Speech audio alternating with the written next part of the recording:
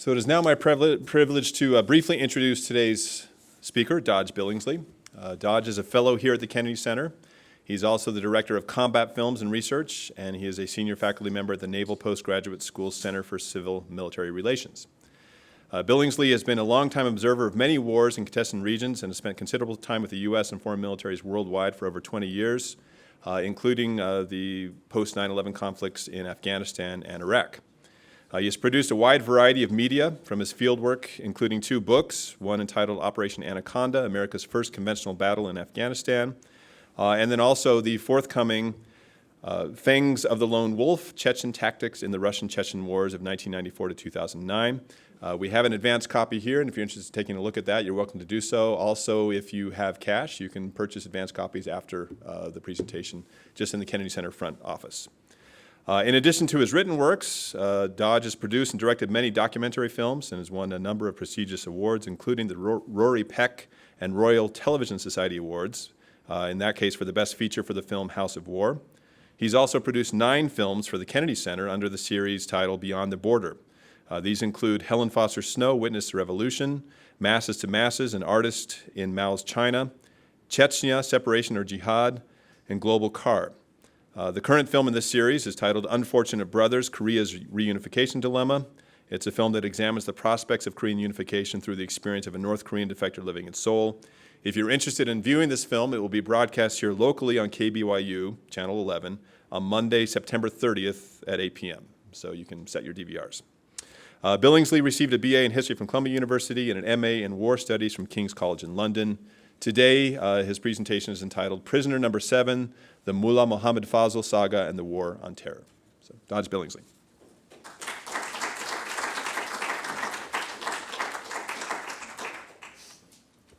Well, I've been lecturing here for years, and I've been waiting for an excuse to wear shorts. And I had to do knee surgery to do it, so I apologize for that. I mean, the trick is to take enough Oxycontin to stand up and give it, but not enough where you say stupid things when you get up here. But so that's my disclaimer. So nothing I say today can be held against me. But I'll try to stick to the topic. Again, the Kennedy Center has been a very good friend to me, and I really enjoy working with the Kennedy Center. One thing I will note about the Unfortunate Brothers that'll play on KBYU is that we've already screened in Provo, and we've screened in the Park City Film Series, and we are screening at Westminster College on Monday the 23rd, so 1 week before the air date on KBYU. If you're in Salt Lake, you know somebody that is, they want to come see it, we're going to screen it at the Gore Auditorium in Westminster College, and we'll be there for question and answer, which I haven't actually hit you guys up for yet, but we'll probably see him, maybe Mark Peterson and a few others here from BYU and the Kennedy Center who helped and worked on this film. So, Prisoner Number 7, PowerPoint. I'm not sure. Oh, there it is. Okay, so I don't have many slides because I was not coherent enough to build them, but I wanted you to get an idea who Prisoner Number 7 is. That's him on the left there. That's Mullah Mohammed Fazl.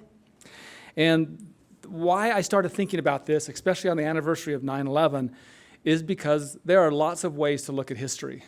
I like to look at it through art. I like to look at it through media. I like to look at it through kinetic action activities. But there's also another way of looking at that, and that is through the detainee program at Guantanamo Bay. And I'm not here to say yay or nay to the detainee program. I just want to sort of try to lay out some ideas and maybe get us thinking about the conflict in that sense. What really got me interested in Prisoner Number 7 is because 2 years ago, I was asked while in DC to go visit a group off-site. They weren't at the Pentagon, but they were off-site, and they were discussing some matters related to Gitmo prisoners, and they asked me about some events that I had witnessed or taken part in. This is in November of 2001 in Afghanistan, namely the Junkie Fortress Uprising. Because, you know, obviously being the outsider being pulled in, I finally had to say to them and ask them, I know that you come from the classified side of it. Can you just tell me what you're looking for? And that will help really direct the conversation. So they said, well, we're actually trying to build a case against Mullah Mohammed Fazl. I said, Fazl, okay, and I kind of lost track. Again, I wasn't really looking at the war or the progress of this whole era through the Gitmo prisoners, but I said, okay, who is he? He goes, well, he's prisoner number 7. And they'd held him since November of 2001. And at that time, like 10 years, so 10 years ago into it, he was still at Guantanamo, Gitmo, untried. And that was a pretty significant moment for me because it caused me to go back and reflect about what happened in November and how we got to where we are today. And of course, 2 additional years has come and gone since then. So what I want to try to do is I started looking at Mullah Mohammed Fazl. In a way, he's this character that sits on the cusp of 2 wars. There was an Afghan conflict prior to us as the United States or the coalition going in to settle the score or to capture Osama bin Laden. Before that, you had a Taliban, and you see the map here. The yellow is Taliban territory, and the green and the red is Northern Alliance or United Front territory. The green was predominantly controlled by General Rashid Dostum, an Uzbek commander, although they had Ustad Ata and Mohakik, a Hazara commander there. And in the red was basically Masood, his territory. But there was quite a war that was going on. And basically, just to refresh your memory, after the Soviet withdrawal from Afghanistan, the rival warlords in the area started competing for power, for space, territory. And it was a very sort of multi-sided, a very brutal multi-sided civil war. I mean, there's a lot of ways to characterize this war. But if you look at the devastation to Kabul, the capital of Afghanistan, when we rolled in 2001, I got my first glimpse of it in 2002, early 2002. Kabul was large tracts of it destroyed. What was interesting is this wasn't destroyed from the Soviet era. It was destroyed from when Dostum and Khalili and Masood, they're fighting each other for control of Afghanistan. And in the wake of all this, rule of law completely broke down. And what happens is the Taliban starts as a very small movement under the guise of Mullah Omar, and they basically, there's a lot of myth building and narrative building in the case of the Taliban because their origins are a bit obscure, but they kind of rise up and they sort of set law and order back in the area of Kandahar and in the south, in the Pashtun belt. And they're Pashtun. The Taliban are predominantly Pashtun, ethnically Pashtun. The Pakistanis believe that this is a group we can work with. And so they even make the Taliban stronger. And then they take Spin Boldak, and then they take Kabul. And so by the end of 1996, 97, what you had was a split. Green and red is Northern Alliance, and the yellow is all Taliban. And that's the battle for Afghanistan. When the U.S. enters the war, in basically boots on the ground, first boots on the ground were October 2001. But what happens is a really interesting, what's happening was that we just sort of put this war on hold. Now, you could say the war for Afghanistan is over, but the question is why I look at Mullah Mohammed Fazl and prisoner number 7. My question is the war over, or will it sort of regain traction and continue on as if we were never there? I know that's a stretch to say that, but I mean, I kind of want to look at some of these things. So, in the end, when we go in, we bring in special forces and air superiority like they had never really seen or experienced in the Afghan Civil War. So with the U.S. help, Dostum is able to roll back the Taliban until they basically hold the city of Mazar-e-Sharif and the cities of Kunduz, and that's it. And once they break through in Mazar-e-Sharif, they force the Taliban east to Kunduz, and then after, I have a remote. I don't know if I know how to use it, but. Oh, there it is. Okay, so there's the battlefield, the idea. You've got Kabul down here, and then you have, basically you stretch out into what they call Thermali Plain. Yeah. Oh, much better than the crush. Okay, sorry. So I'm a little loopy, okay, but I hope this makes sense to me. So, anyway, so Kabul's captured by Taliban. And this area then is kind of in dispute. Bamyan is where the Hazaras are located. In fact, that's where the big Buddhist statues were destroyed. Do you remember that? That was prior to 9/11. They were right here in Bamyan, that area. And Mazar-e-Sharif, though, being sort of the Uzbek head, and Kunduz was here. We drop our guys in here with Dostum, and we push the Taliban back to these last 2 cities in this road, Mazar-e-Sharif and Kunduz. And right here, this little like mountainous terrain, just before the fall of Mazar-e-Sharif, there's a very, very serious battle there. And in fact, I was talking to one of our operatives who was at that battle, and he said he did 11 amputations that evening. And I said, "You're not even a doctor." He goes, "Yeah, I know." He goes, there was just that many that I was assigned to amputate 11 limbs. I mean, they lost like a couple hundred of General Dostum's forces. No Americans were lost, but they were in that battle. We pushed into Mazar-i-Sharif, pushing all the Northern Alliance here. And in this mess here, you have a guy named Nori, who's prisoner number 6, and you have Fazl, who's prisoner number 7, becomes prisoner number 6 and number 7. And they start negotiating, because in Afghanistan, there's a long history of sort of negotiated truces. Sometimes you would even say they flipped sides. But in the end, they were really struggling. They wanted to negotiate their way out of this.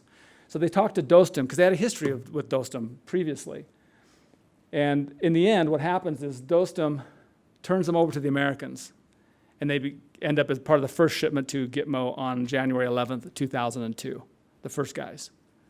Now, of those first 10 guys, if you think about the first 10 internment numbers given, number 1 was given to John Walker Lind, who never actually spent a day at Gitmo because he's an American citizen. Number 2 was David Hicks, who was an Australian. He's been sent back to Australia and later released and did a movie and book about his life. And there's been a number of number 6 and 7, and then the bodyguard, number 8, given to Dostum, and then Dostum hands them over to the United States. So who is Dostum? I'm sorry. So my question is, who is Mullah Fazl? And I kind of had to make him a real person out of him. He was born in Munara in the Uruzgan province.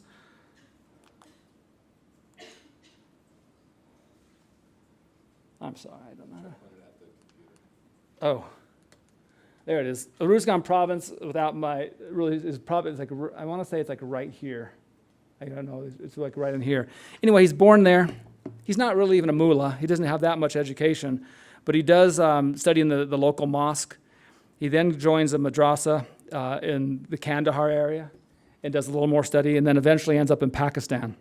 And he's in a madrasa with really strict Islamic training. And he joins the Taliban in 1994 as an ordinary recruit. And he was actually a company commander when the Taliban captured Spin Boldak, which was their first major victory outside of the south, the Kandahar area. They hadn't captured Kabul yet. But what happened is it was really interesting. As the Taliban moved and incorporated, they were able to recruit a lot of other Afghans. And so his numbers went from he had commanded 30, then 60, then 120, then more. Well, eventually he ends up as the deputy chief of staff for the Taliban army. And the chief of staff then steps on a landmine a couple years later, and he succeeds him. And so prisoner number 7 is the chief of staff for the Taliban army. He'd be like General Dempsey, I guess, today, our army chief of staff. So he is about the highest ranking Taliban military official in the entire process. And so the U.S. has him as Gitmo. But that's kind of his story. In the next couple years, as they're in this area, because in reality, when you think about it, the fight is really just for this area. So when you think about the war in Afghanistan, from 97 on, it's just the fight for this area. But a couple patterns start to emerge. The Taliban tries to take Mazar-i-Sharif. They try to take Mazar-i-Sharif in May of 1997, and they don't take it. And they end up with a lot of guys stuck there, and thousands are killed by Dostum's forces and by Hazara forces. And reports of probably even thousands executed, in other words, taken prisoner and not turned over, just killed outright. They try to take Mazar-i-Sharif again in September of 1997, and again, the same thing goes bad. They can't take it. They then go for the spring of 98, and they take it again because there's a split in the United Front. The Northern Alliance splits. Dostum is betrayed. The Taliban take it, and they take over 2,000 or 3,000 Hazaras, and they put them in these containers, these Connex containers, and they ship them to wherever they're going to ship them, but they didn't provide any breathing holes or food, and so they just died by almost, no one knows for sure, but a couple thousand, they estimate, died on the way. They came by either asphyxiation or by heat stroke, just dead. But that's interesting because this comes up again. It comes up more than twice. The Taliban settles into this area here, and as they move toward Bamiyan, they start taking reprisals against lots of civilians. And this is where the Afghan Justice Project and the United Nations, they start to put these guys on the sanctions list. So Mullah Mohammed Fazl, grows poor beginnings, Uruzgan province, studied at madrasa, becomes head of that Taliban army. He's now implicated in war crimes for the crimes against the Hazaras and crimes in Mazar-i-Sharif, not because he committed them himself, but the commanders under him committed them. where they just randomly took all males 11 to 60 and killed them all, threw them into a ravine over and over and over again. Or they stick all the prisoners in these containers with no chance at food or water or cool air, and of course they're going to die. So they start this pattern of sort of like, just excessive abuses here in a conflict zone. However, the U.S. enters the war, and what happens is, as mentioned, they wrap it up quite fast with U.S. help within a couple months, and they try and strike this deal. As they strike this deal, they turn them over to the United States, but Faisal and Nouri and a good number of the prisoners taken believed that they would be given safe passage, that if they surrendered, Dostum told them, according to them, that they would be given back, they would be able to go back to their ancestral homelands. And it causes kind of this sort of fissure there that doesn't add up, with and honestly, when the U.S. grabbed these guys, in most cases, we didn't really know who we had in many cases, because we were just standing the intel part of this whole war. We were just standing it up. In fact, the most abusive human rights commander who killed lots and lots of civilians here over about an 18-month period, who did serve under Mullah Faisal, what's his name? He actually was taken to Gitmo as well. Oh, what's his name? I'm going to get it here in a second. No. Oh, man, I can't find it. I'm going to find it in a minute. But, yeah, I can't find his name right now. Oh, Shahzada. He's actually taken to Gitmo, and we release him within a year. But we just didn't know we had him under a different name. He goes back, he rejoins the insurgency immediately, and then the U.S. actually kills him in May of 2004 in a raid. But what's really interesting about this whole thing is Dostum, who basically becomes the head of the Northern Alliance, so in a way, has a history, because there's a battle in this area for a place called Zari in 1998, where Faisal lets Dostum go, lets him live, and lets him return back to Mazar-i-Sharif. So there's this history going back and forth. So then it's natural that when the U.S. are clamping down and it's over for the Taliban in the north, Faisal and Dostum reach out to each other, and they sign this they just don't sign it. They just kind of have this little pact. And they don't send Faisal to prison. Faisal stays in one of Dostum's houses. So he's living good. He's just not allowed to leave. But then what happens in the midst of all this is the Junkie fortress uprising, where 600 foreign Taliban enter in. They surrender to Dostum's forces. Dostum puts them at the Junkie fortress. There's a little cell structure underneath the fortress in basements. And while they're there, they uprise against the Northern Alliance Guards and the CIA, who's there to interrogate them. And in the end, one CIA agent is dead, Johnny Michael Spann, who is the U.S.'s first combat casualty. And about 400 of those guys get killed, and about 70 Northern Alliance. And it's kind of well covered in the news, et cetera, et cetera. I was at that uprising, which is why I got called in to sort of help build a case against Mullah Faisal. In the end, they wanted to see if he had any sort of, did they cause this uprising to happen? The trouble is, Faisal was never there. He was being treated as a guest, one who couldn't go home, but as a guest of Dostum, along with Nouri. Where these guys were all foreigners, mainly Uzbeks, Pakistanis, Arabs from the Middle East. And the best they can tell is the Uzbeks were the ones who started the uprising, because the Uzbeks felt like they had the most to lose, because Dostum's an Uzbek. And what they found was the bloodletting with inter-ethnic bloodletting was even more severe. And these guys, according to testimonies of other guys at Gitmo and different people on the ground, really felt like, man, if they get into Dostum's hands and then maybe get sent up to Karimov in Uzbekistan, they're going to be boiled alive, skin pulled off alive. It's going to be a bad, bad ending for them. So a feeling, and they actually bring Faisal and Nouri out to the fortress on day 2 of the uprising to try to convince the guys to surrender. And Faisal and Nouri both said, no way, we're not doing it, we're not helping. We've been sort of double-crossed. And it was shortly after that that Dostum turns him over to the U.S. to U.S. control. But again, it wasn't really that they didn't, they kind of knew who they had and they kind of didn't. So anyway, he's one of a handful still, and he was a sanctioned individual by the United Nations. Like I mentioned, his underlings, Shahzada, he actually was personally involved in a lot of the killings of civilians, but he ended up being let go by the U.S. But if it's interesting, too, if you look at the first 10 guys, again, I mentioned John Walker Lynn being internment number 1, but never served a day at Gitmo because he was a U.S. prisoner, a U.S. citizen, who is serving 2 10-year sentences back to back. So he'll be out of prison in about 7 years from his date of capture. So he's on the downslide of his. David Hicks, an Australian, was later released. Ghulam Rani, another Afghan. Abdul Haq, who's a senior deputy minister of intelligence, who's still being held. A Saudi, then Nouri, the governor of Mazar, he's being held. Faisal, of course. Razul, who's the bodyguard of Faisal, is being held. And then number 9 is another interesting character, Yasser Hamdi, who was a of Saudi descent, but a U.S. citizen. He's born in Baton Rouge, Louisiana.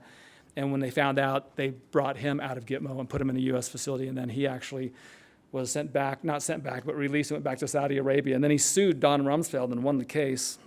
I don't know, I can't remember all the details of the case, but he won this case against Rumsfeld for a bunch of different things. And so most of these guys are gone, but these core remain. And in 2000, I think it's 2010 or 11, you saw this idea, this mention of the Taliban 5. Do you guys remember this on the news? Taliban 5. And these 5 were basically Faisal, Nouri, and a couple other senior guys. And there's this idea that they would maybe turn them in or trade them for, I think his name, Bowie Bergdahl, the Idaho private first class who was captured in 2009, who's, we know, the only active prisoner of war in the conflict. And there's this idea that they might trade the Taliban 5 for this Idaho soldier, which, no offense to this Idaho soldier, that's not a good trade if you really believe these guys. You got the minister of, deputy minister of intelligence, you have the chief of army staff, and a few other high-ranking Taliban guys for one guy. But there's also other problems with this. The Idaho soldiers being held by the Haqqani network. The Haqqani network is not the Taliban. Now, they align themselves with the Taliban now, but they were one of those warlords who just pounded the crap out of Kabul and killed Afghans of all stripes that the Taliban went after. It's murky. No one really knows if the U.S. were to leave tomorrow, where does Haqqani network fit into all this? I mean, do they just become sort of part, or do they go to war with the Taliban? So it's not even, in my mind, I'm not even really sure they could even secure the release of this Idaho soldier from the Haqqani network. But I guess it's worth looking at. The other thing that's interesting is, what do you do with these guys? This is kind of what I ultimately thought of. Because we helped on a film not too long ago. Someone did a film about this, a fictional film about the Call Junkie Fortress Uprising. And at the end of the film, there was a plea to release John Walker Lindh.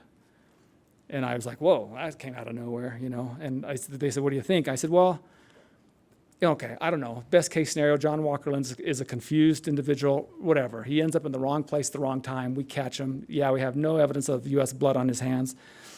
2 10-year sentences back to back. Maybe it's harsh, maybe it's not. But the point is, it's harder to release prisoners during an active war.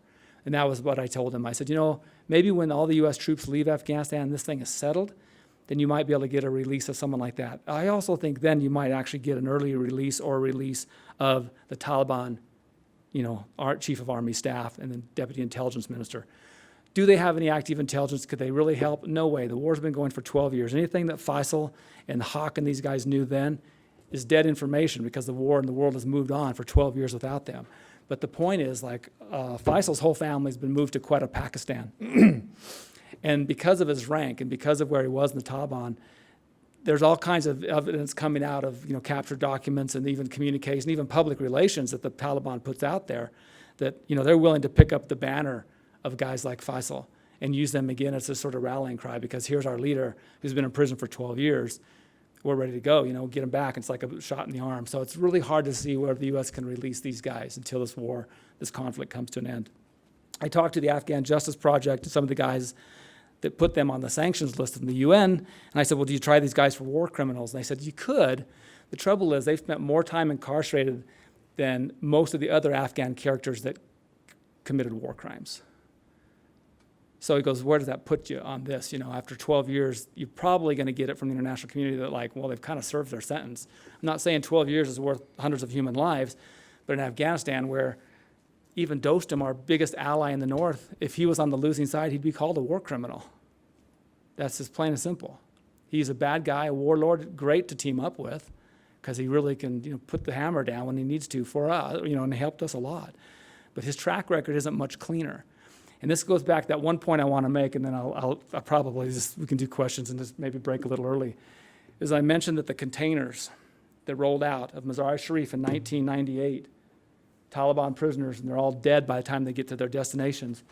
There's another story floating around there that there were all these prisoners, 600 go to Junkie. We know what happens to them, the Fortress Uprising, I talked about that. And in fact, there's probably 30 people on the Gitmo list that are still there that are from that group. And they just, that are from Junkie. But what happens when in November 2001, when Dostum takes Kunduz, when Kunduz falls, Faisal and Nouri are in his detention. The foreigners are kicked out. They start moving these prisoners this way, and there's these rumors / stories / a lot of anecdotal evidence that a couple thousand of these Taliban prisoners are then moved west. They're going to be moved over here to Shebregan prison, and they disappear, and they die, and they find the containers. And Dostum sort of did the same thing that the Taliban did in 1998, knowing full well that, you guys did this, so we're going to do it. There's never been like I know this case has gone before the European Union. I can't gain, I've talked to lots and lots of the U.S. operators there. The serious skeptics of the U.S. intervention or U.S. position in Afghanistan will tell you that the U.S. actually carried out the massacres. I don't believe that in a second. The light version of that is the U.S. had to have known Dostum did it because, Dostum had an A-team with them all the time. I just don't know. Nobody knows for sure, but these guys don't ever make it from Kunduz to wherever they're supposed to go. And then they found some evidence of mass graves, but they were shallow, and then those were, access was denied. So there's a lot of things going on around there. Anyway, again, my idea of looking at the war from prisoner number 7 is because we have this legacy. We have a number of Taliban prisoners still. The remaining prisoners at Gitmo, I think it's less than 170, I think 166, somewhere right in there. I was talking to the head of public affairs, actually, he's a Marine Corps lieutenant colonel, and we go back a long way, and I asked him, I said, tell me what's going on in Gitmo, and this is this last month. He said, listen, of the 166, and this is just anecdotal, he just goes, 100 of them, we could probably release tomorrow if we could just figure out a way to politically do it. And 66 of them are like, let's that amount, those are guys we still have to figure out. And in June of this year, they published a letter of what they call the indefinite detainee list. And these guys, Mullah Fazl and his compatriots are on that list. They don't really seriously have a place to put them. They don't know what to do with them. They're afraid if they release these guys into the Afghan war again, that they become actively engaged, or at least it is a boost to their followers, which then leads to the ultimate question, when the U.S. leaves Afghanistan, and we will leave Afghanistan at some point, then if we do release these guys in, I know the UN, it's interesting, they just come at it from a different perspective. I was talking to these guys, and they're hoping that someone like Faisal could be this mediator.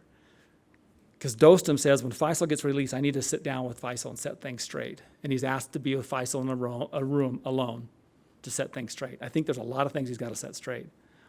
Because I had this history from 97 when Faisal lets him live another day, lets his force go. There's these sort of missing convoys where 2,000 just disappear. They end up dead in containers, one from the Taliban, one apparently possibly from Dostum, which we don't know about yet. And there's all this thing. So, and if you look at the Taliban, a lot of those recent surveys about the fight, it's really based on this whole northern area. I mean, to talk about the grievances, it all floats around this area here. And so maybe when the U.S. leaves and Afghanistan has to deal with what's the government look like, what do the players look like, and how is peace going to be determined, someone like a Mullah Mohammed Fazl could have a very key role. But for now, he's going to stay in Guantanamo because I just can't see him letting him go for this Idaho private, and I can't see him being released till the war's over. Like I can't see John Walker Lynn getting a pardon till the war's over. I'm not even saying he would, but I don't think you can even start discussing that while the war continues and casualties continue.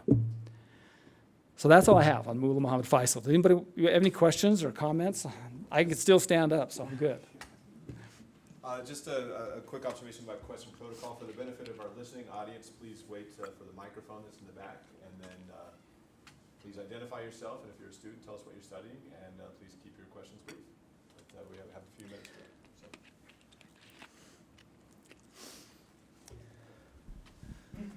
it. I'm Andy Mickelson. I'm studying Ancient Near Eastern Studies.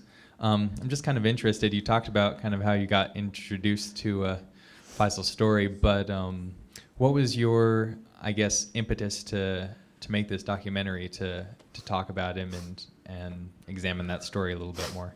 Oh, excuse me. falling apart here. Well, I think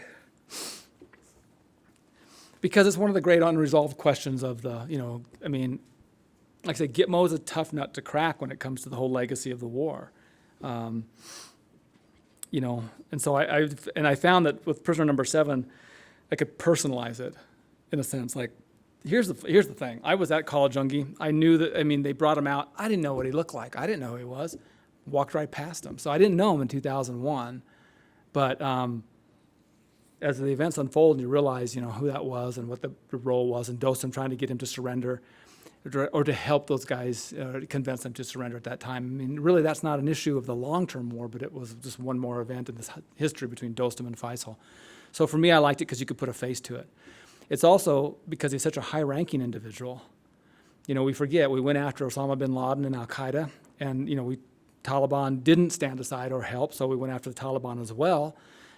But then, I kind of sort of forgotten that we grabbed the highest-ranking military official. Like in Iraq, we had the whole deck of cards. Do you remember that thing in Iraq? So you could identify Saddam Hussein's high-ranking guys, and all the soldiers carried these deck of cards with them, and so they think they got the guy. They just kept, putting the face, no, that's not him, and go on. In Afghanistan, I don't think we were really... Afghanistan, in my view, is more of a pickup game.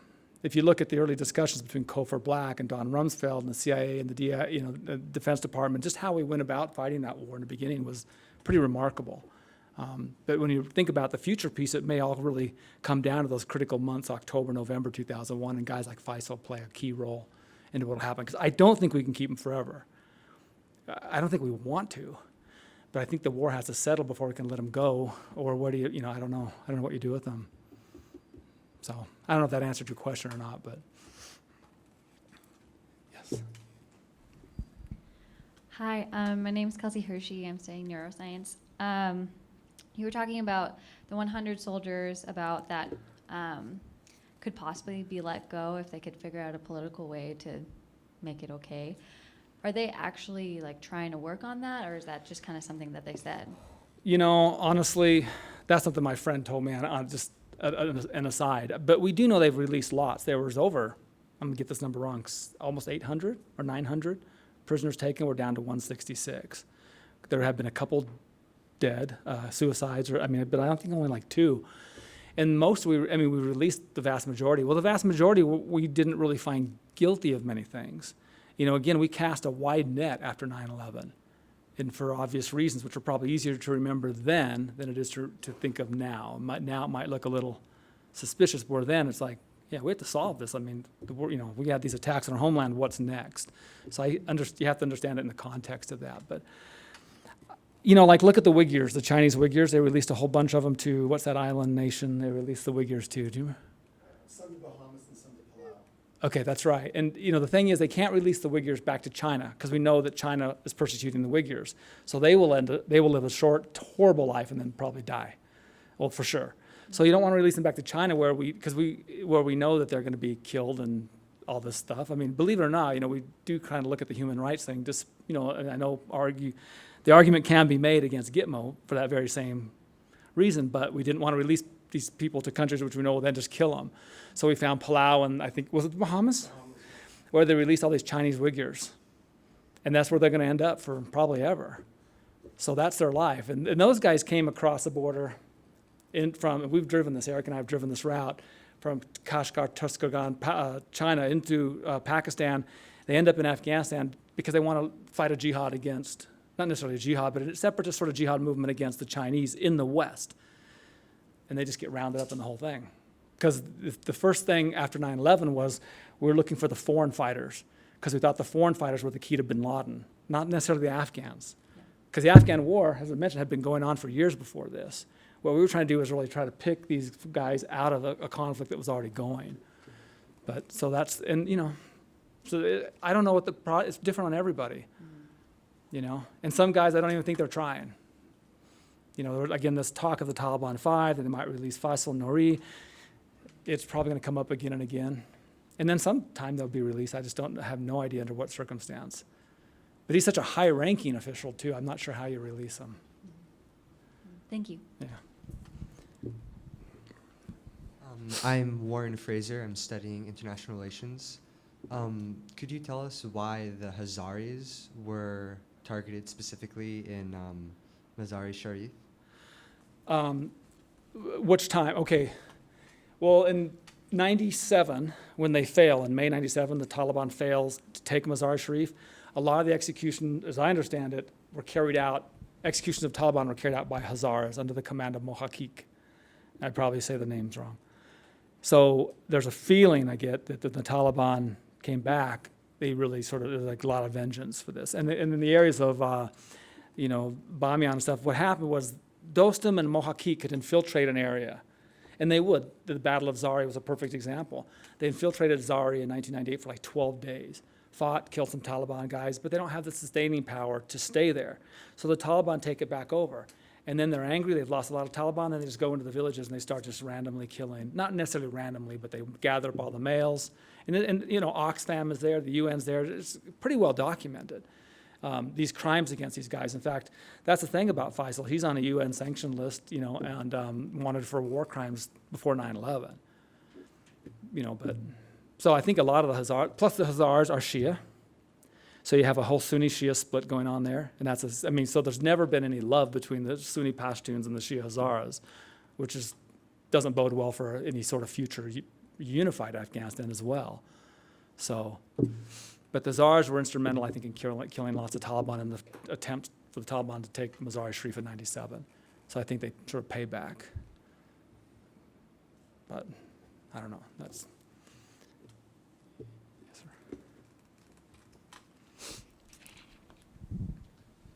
You said that, in your opinion, the next opportunity where it would be even possible to release these guys would be after we've withdrawn our forces.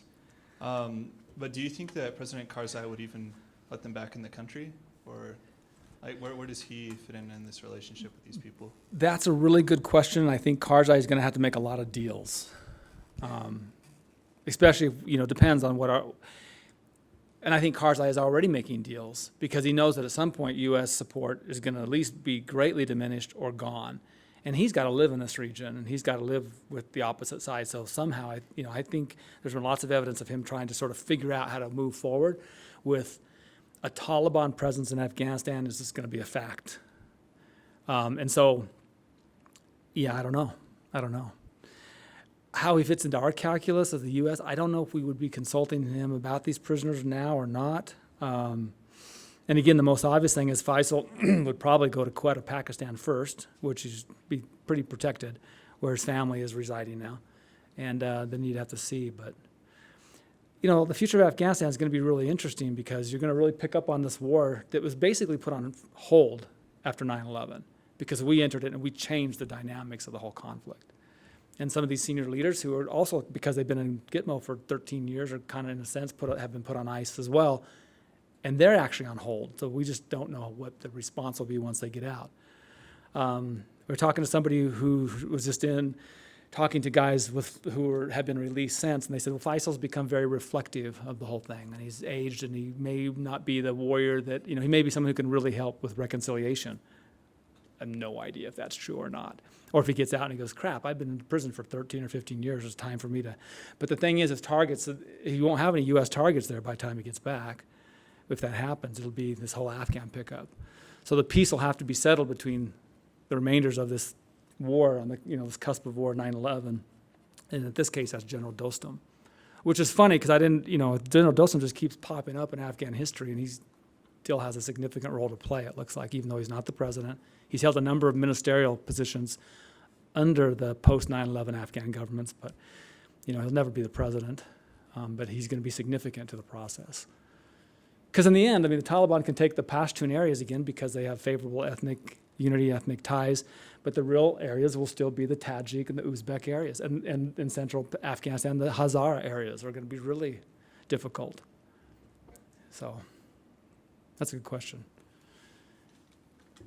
Anything else? Oh, yeah. Eric, I see you nodding and thinking you're going to ask a question. We'll go. Sorry. My name's Emily. I'm a poli-sci major. My question is, how did your opinion of the war change from just knowing the war here versus being actually over there? I just am thinking about like the opinions of Americans and how we just know the research, you know, and we hear what we hear in the news, but how that would change if we were actually over there in the middle of the conflict. That's a really good question, and I will say I have an evolving position on this, so it will be different tomorrow probably, but you know, it's weird. I mean, I've thought about this a lot because I've gotten to, you know, knock down, drag, you know, discussions with my in-laws over it and this and that and other people along the way over the last 13 years. And I think initially, you can argue that 9/11 was blowback for previous policy. I get that 100%. But I also believe that when you strike if you strike in that manner and you inflict that many casualties, there has to be a response. So I think going into Afghanistan in that day and age, it made perfect sense. You know, we don't get bin Laden until much, much later, obviously. And the idea, Al-Qaeda is more of an idea than anything else. You don't have to be, I don't even know what that is, a card-carrying member of Al-Qaeda to carry out an Al-Qaeda type attack or to feel that way against the West and about American, you know, presence around the globe. So that you never really squash by just killing a handful of people. In fact, let's think about that in the terms of the drone strikes. You know, we've killed the vast majority of mid-level and senior-ranking Taliban in Afghanistan. And to actually the dismay of many intelligence gathering officials, because they say in the old days we'd go kill capture mission, and if we get them, we can at least take them to some place and interrogate them. Now we just kill them all. So we're losing active day-to-day intelligence because of that sort of strike. And I never even really thought of that sort of repercussion, sort of negative on the intel community. Their argument has been, let's don't do this. If we really think this guy's a vital target, let's make an attempt to go get him, because we need, you know, active intel against this war. So I don't think the trouble is the war in Afghanistan, you know, we went to Iraq after that, and many will say we took our eyes off the ball in Afghanistan, and I kind of believe that as well, too, because the main force, you know, a lot of our focus went to Iraq. And then when I was there in 2004 and then again in 2005, you see a resurgent Taliban that really starts to make big inroads again, you know, starting to attack fire maneuver type operations across from Pakistan. And, you know, sort of reconstitute itself, and we're sort of in this serious struggle. And then we surge. The trouble is in Afghanistan, which is the trouble in Iraq, which is the trouble in Syria and in other places, is that these wars are conflicts that we may have national interest to become involved in, but look at the Sunni-Shia struggle. We can never solve that. We can simply never solve it. And so if you can't solve that and get to some of the core issues in some of these conflicts, then you can become a moderator, you can, you know, maybe cause less casualties here, but almost always you kind of get sucked into, like in Iraq, a 30-sided civil war where the Sunnis and Shias are playing against each other, and we just became sort of in the way in a sense.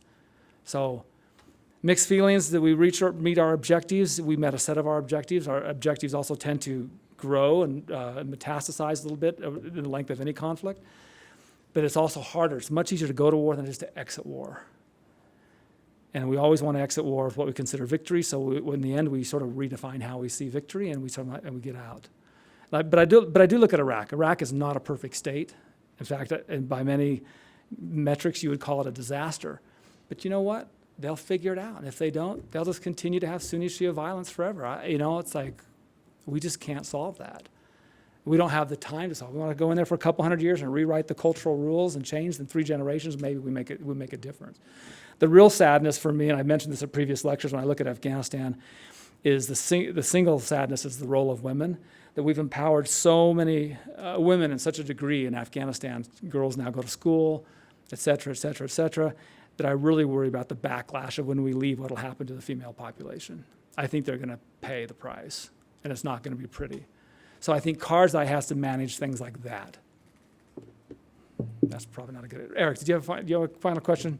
If it's hard, I'm not going to answer it. Detailed question. Hi, Eric Heyer, professor of political science. It's a detailed question. That is, that they seem to want to implicate Fazl in the transfer of these prisoners out of Mazar-e-Sharif to another place, to relocate them for incarceration, right? And they're loaded into these containers, put on trucks, and die. Faisal's more, actually, let me clarify one point. Faisal has been implicated more in the killings in the Bamiyan province in 98 under Shahzada. Okay. Because Shahzada served under him. And the guys from the UN said, you know, it's typical, they were there, and they'd see this happen, big mass grave, and Fazl's kind of, he's like the chief of staff, so he'd fly in on his helicopter and go, yeah, it looks about right, yeah, okay, and he'd fly off. So not that he actually pulled the trigger, Right. or even gave that order, but there was such a systematic number of killing village to village in a whole province that they said that the implication is this does not happen unless it has acceptance all the way up the chain of command. So in that case, then he would be guilty of war crimes. But I'm thinking in terms of the containers, is this just stupidity or was this sort of specifically? Because, they may have just in the heat of the battle, let's get these guys out of here, here are these containers, throw them in there, drive them off. And no one thought through that, well, people aren't going to survive that. So Good question. are they, in other words, are they culpable in this case of stupidity? I don't know for sure. I would say that there must be enough tactical intelligence that leads the UN observers to believe that this is a premeditated attempt to sort of get payback on the thousands who were killed by the Hazaras and stuff in Mazar-e-Sharif the year before.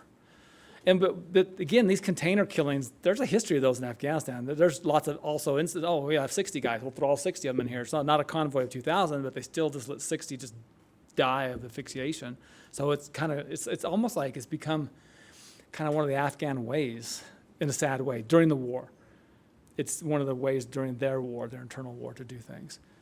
So, but it is interesting, I've talked to, so many of the U.S. forces that were there, the SF guys, and they all, I think if the U.S. knew about this, we would have heard something about Dostum's doing it. Somebody would have leaked it by now, or somebody would have said, yeah, I can't sleep with this, or something. I've never heard anybody say they're aware of this, but there's a history of this in Afghanistan.